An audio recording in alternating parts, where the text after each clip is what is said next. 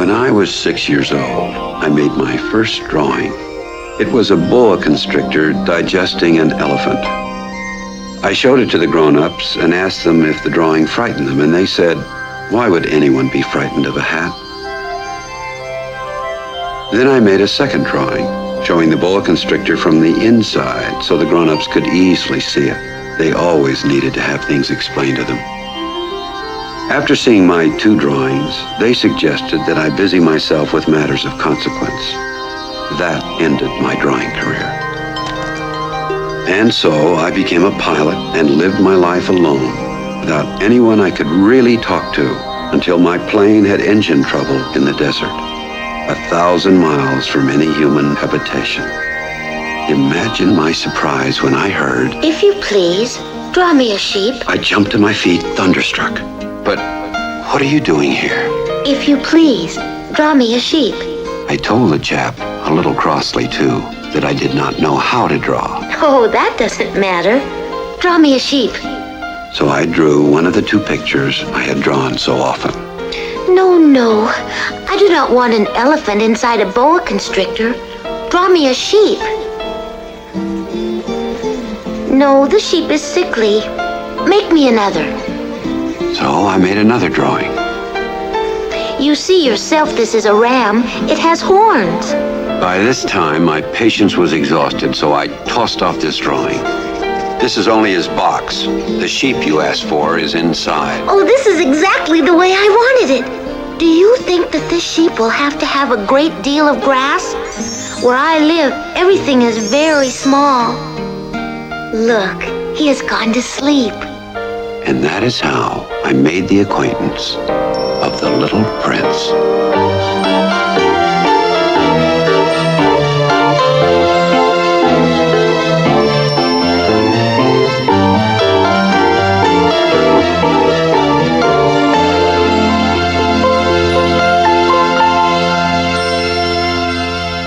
It took me a long time to learn where he came from.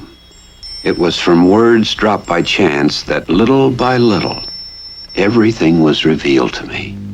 It is true, isn't it, that sheep eat little bushes? Yes, that is true. Then it follows that they also eat baobabs? There were some terrible seeds on the planet of the little prince, and these were the seeds of the baobab. It spreads over the entire planet. It bores clear through with its roots. And if the planet is too small, the baobabs are too many, they split it in pieces. It is a question of discipline.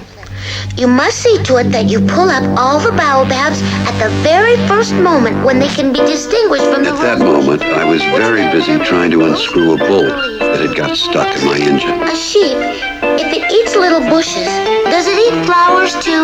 A sheep eats anything it finds in its reach. Even flowers that have thorns? Yes. Then the thorns, what use are they?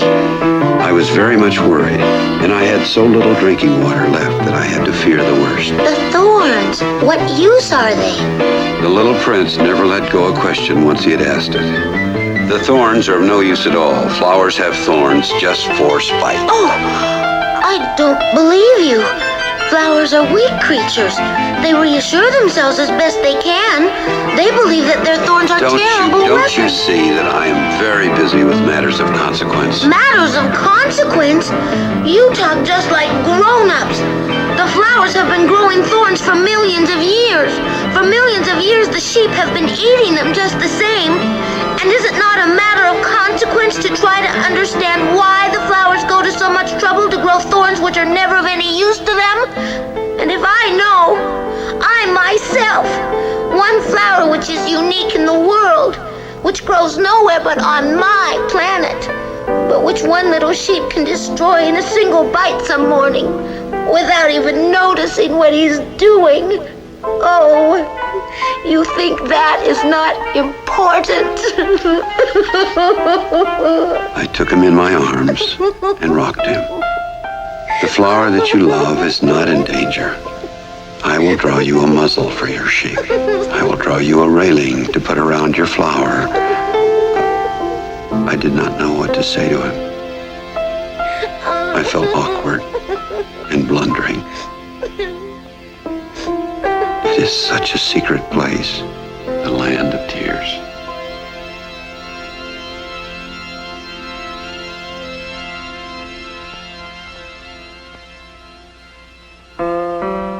I soon learned to know this flower better. On the Little Prince's planet, the flowers had always been very simple. But one day, from a seed blown from no one knew where, a flower had come up, and the Little Prince had watched very closely over this small sprout. It might, you see, have been a new kind of baobab. But the shrub soon stopped growing and began to get ready to produce a flower. She chose her colors with the greatest of care. She adjusted her petals one by one, and then one morning, exactly at sunrise, she showed herself. Oh, I beg that you will excuse me. My petals are still all disarranged. Oh, how beautiful you are. And I was born the same moment as the sun.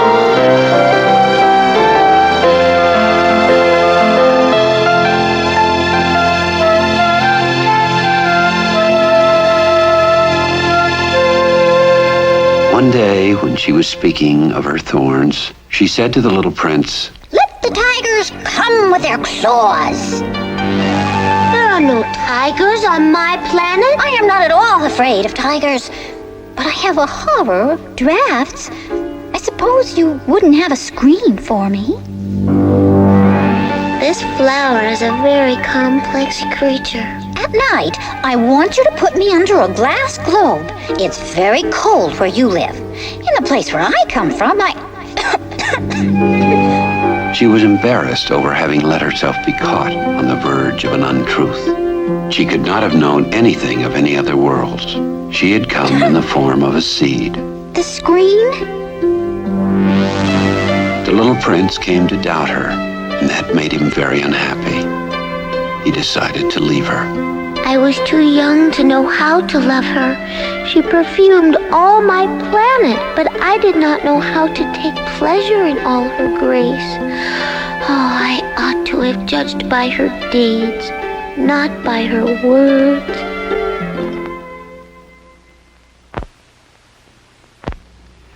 On the morning of his departure, he put his planet in perfect order. He believed that he would never want to return. Let the glass globe be. I don't want it anymore. After all, I am a flower. But the animals. I have my thorns. Don't linger like this. You've decided to go away. Now, go. She did not want him to see her crying. She was such a proud flower. And so he left, taking advantage of the migration of a flock of wild birds.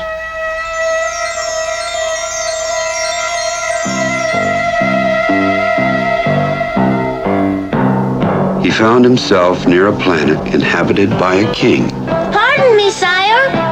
May I pay you a visit? I order you to do so. May I ask you a question? I order you to ask me a question. Over what do you rule? Over everything. I do not permit insubordination. I should like to see a sunset. Do me that kindness. Order the sun to set. I shall command it at about 20 minutes to 8 this evening. You will see how well I am obeyed. I see. I'm afraid I cannot wait. Do not go. If your majesty wishes to be promptly obeyed, he should order me to be gone by the end of 1 minute. I make you my ambassador. He had a magnificent air of authority. The grown-ups are very strange. The second planet was inhabited by a conceited man. Do you really admire me? Admire you? Yes. Am I not the handsomest, best dressed, richest, and most intelligent man on this planet? You are the only man on your planet. Do me this kindness. Admire me just the same. The grown-ups are certainly very odd. The third planet belonged to a businessman. 3 and 2 make Good morning. 5 and 7 make 12, 12 and 3 make 15. Good morning. 15 and 7 make 22, 22 and 6 make 28, 28 and 5 make 33. That makes 501,622,733. 500 million what? Stars. What do you do with 500 million stars? Nothing. I own them. How is it possible for one to own the stars? I was the first person to think of it. Is that all that is necessary? Certainly. When you discover an island that belongs to nobody, it's yours. When you get an idea before anybody else, you take out a patent on it. It's yours. So I own the stars because nobody else before me ever thought of owning them. I myself own a flower which I water every day. Oh, boy. I own 3 volcanoes which I clean out every week. Yeah, I bet. It is of some use to my volcanoes and to my flower that I own them, but you are of no use to the stars. And he went on his way. The grown-ups are certainly altogether extraordinary. The fourth planet was the smallest of all. There was just enough room on it for a street lamp and a lamplighter. Good morning. What are you doing? Following orders. Good morning. Oh, I follow a terrible profession. In the old days, it was reasonable. I put out the lamp in the morning. Good evening. And in the evening, I lighted it again. And the orders have been changed since that time? Good morning. The orders have not been changed. That is a tragedy. From year to year, the planet has turned more rapidly, and the orders have not been changed. The planet now makes a complete turn every minute. Good morning. Once every minute, I have to light my lamp and put it out. That's very funny. A day lasts only 1 minute here where you live. It's not funny at all. While we have been talking together, a whole month has gone by. Good evening. Even so, the little prince was sorry to leave this planet because it was blessed every day with 1,440 sunsets. The fifth planet was 10 times larger than the last and inhabited by an old geographer who wrote voluminous books. Ah, you come from far away. You are an explorer. We geographers are too busy writing books to explore. You shall describe your planet to me. Oh, where I live is not very interesting. It is also small. I have 3 volcanoes, 2 active, and the other is extinct. But one never knows. One never knows. I have also a flower. We geographers do not record flowers. Why is that?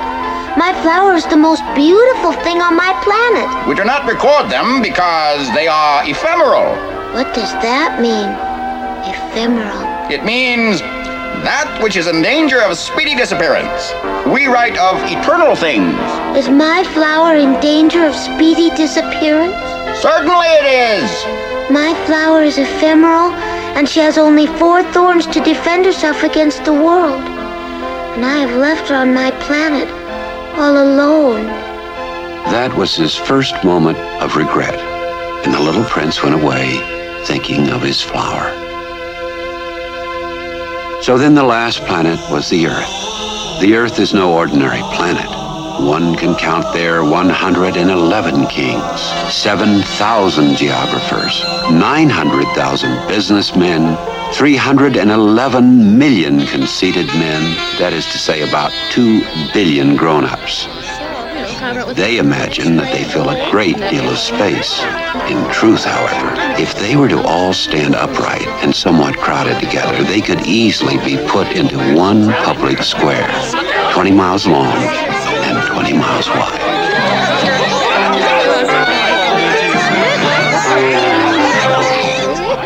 In the desert, where the little prince came to Earth, there wasn't a single grown-up to be seen.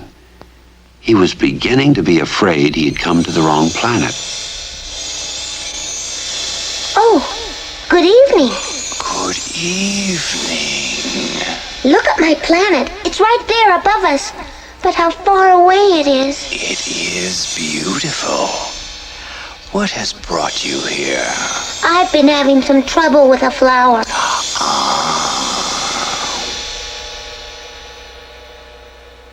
You're a funny animal. You're no thicker than a finger. But more powerful than the finger of a king. But you haven't any feet. You cannot travel. I can carry you further than any ship could take you. I can help you someday. If you grow too homesick for your own planet, I can... Oh, I understand you very well. But why do you always speak in riddles? I solve them all.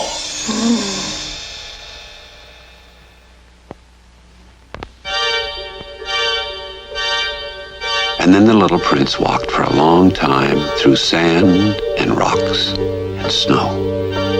At last he came to a garden all abloom with roses. Good morning. Who are you? We are roses. I thought that I was rich with a flower that was unique in all the world. And all I had was a common rose. And 3 volcanoes that come up to my knees, and one of them perhaps extinct forever. That doesn't make me a very great prince. And he lay down in the grass and cried. It was then that the fox appeared. Who are you? You're very pretty to look at. I am a fox. Come play with me. I'm so unhappy. I cannot play with you. I'm not tamed. What does that mean, tame? It means to establish ties. If you tame me, then we shall need each other. To me, you will be unique in all the world. To you, I shall be unique in all the world. If you tame me, I shall know the sound of a step that will be different from all the others. And then look, you see the wheat fields yonder? Uh-huh. Well, they have nothing to say to me, but you have hair that is the color of gold. When you have tamed me, the wheat, which is also golden, will bring back the thought of you. And I shall love to listen to the wind and the wheat. Oh, please tame me. What must I do? You must be very patient. First, you will sit down at a distance from me, like that, in the grass. I shall look at you out of the corner of my eye, and you will say nothing. Words are the source of misunderstanding, but you will sit a little closer to me every day.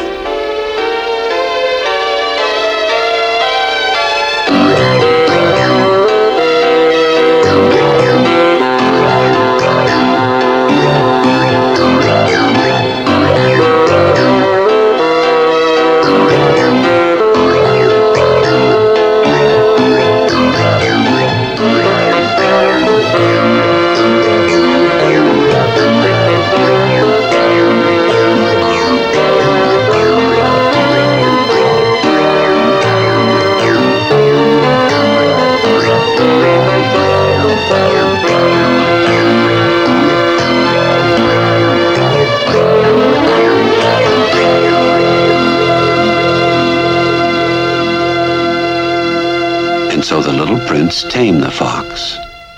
And when his hour of departure drew near, I shall cry. But you wanted me to tame you, and now it has done you no good at all. It has done me good because of the color of the wheat fields. Look again at the roses. You will see that they are not at all like your rose. You are like my fox when I first knew him. He was only a fox like 100,000 other foxes. But I have made him my friend, and now he is unique in all the world. No, you are not at all like my rose. I will tell you a very simple secret. It is only with a heart that one can see rightly. What is essential is invisible to the eye. What is essential is invisible to the eye.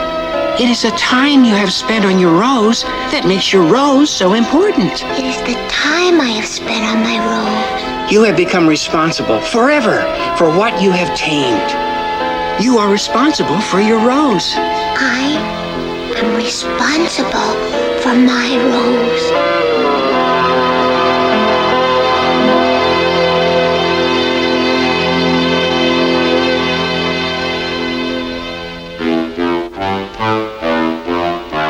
was now the 8th day since I had my accident in the desert, and my water was nearly gone. You must keep your promise. You know, a muzzle for my sheep.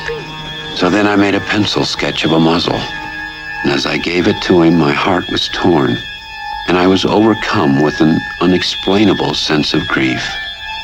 You have plans that I do not know about. I remembered the fox. One runs the risk of weeping a little if one lets himself be tamed.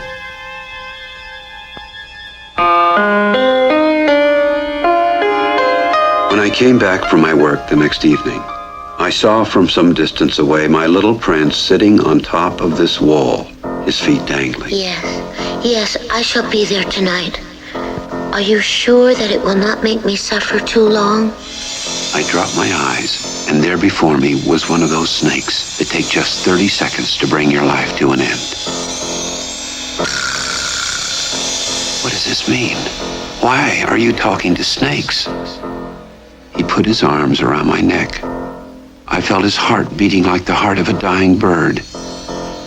I had just been coming to tell him that at last the work on my engine had been successful, but somehow he already knew. I too am going back home today. It is much farther. It is much more difficult. I realized that something extraordinary was happening. I have your sheep, and I have the sheep's box, and I have the muzzle. Tonight it will be a year. My star then can be found right above the place where I came to Earth a year ago. Little man, tell me that it is only a bad dream, this affair of the snake and the meeting place and the star. The thing that is important is the thing that is not seen. Yes, I know. It is just as it is with the flower. If you love a flower that lives on a star, it is sweet to look at the sky at night. All the stars are abloom with flowers. For you, my star will be just one of the stars.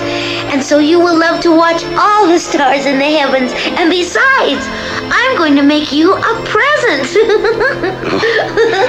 Oh, little prince, I love to hear that laughter. That is my present. I don't understand. In one of the stars, I shall be living. In one of them, I shall be laughing. And so it will be as if all the stars were laughing when you look at the sky at night. Only you will have stars that can laugh. And your friends will be properly astonished to see you laughing as you look up in the sky. And they will think you're crazy. It will be a very shabby trick that I have played on you.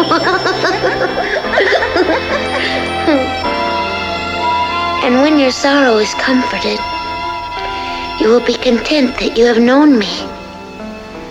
You will always be my friend. Tonight, you know, do not come. I shall not leave you. I shall look as if I were suffering. It is like that. Do not come to see it. I shall not leave you. That night, I did not see him set out on his way. He left without making a sound. At last, I caught up with him. You are there. It was wrong of you to come. You will suffer. I shall look as if I were dead, and that will not be true. You understand, it is too far. I cannot carry this body with me. It is too heavy. But it will be like an old abandoned shell. And there is nothing sad about old shells. Here it is. Let me go on by myself. You know my flower? I'm responsible for her. And she is so weak. She has 4 thorns of no use at all to protect herself against all the world. He hesitated a little and drew his breath. He took one step. I could not move.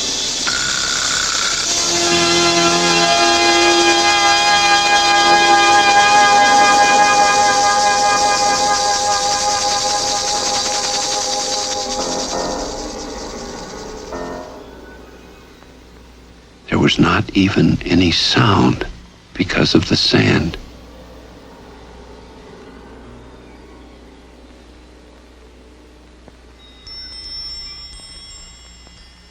And now 6 years have already gone by. My sorrow is comforted a little. I know that he did go back to his planet because I did not find his body at daybreak. And at night, I love to listen to the stars. But there is one extraordinary thing. When I drew the muzzle for the little prince, I forgot to add the leather strap to it. He will never be able to fasten it on his sheep. So now I keep wondering, perhaps the sheep has eaten the rose. And then I say, surely not. The little prince shuts his flower under her glass globe every night, and he watches over his sheep very carefully. Then I am happy, and there is laughter in all the stars. But at another time I say to myself, at some moment or another, one is absent-minded, and on some one evening he forgot the glass globe, or the sheep got out without making any noise in the night, and then the laughter is changed to tears. Here then is a great mystery. For you who love the little prince, and for me, nothing in the universe can be the same if somewhere, we do not know where, a sheep that we never saw has, yes or no, eaten a rose.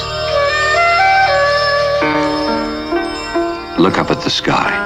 Ask yourselves, is it yes or no? Has the sheep eaten the rose? And you will see how everything changes. And no grown-up will ever understand that this is a matter of so much importance.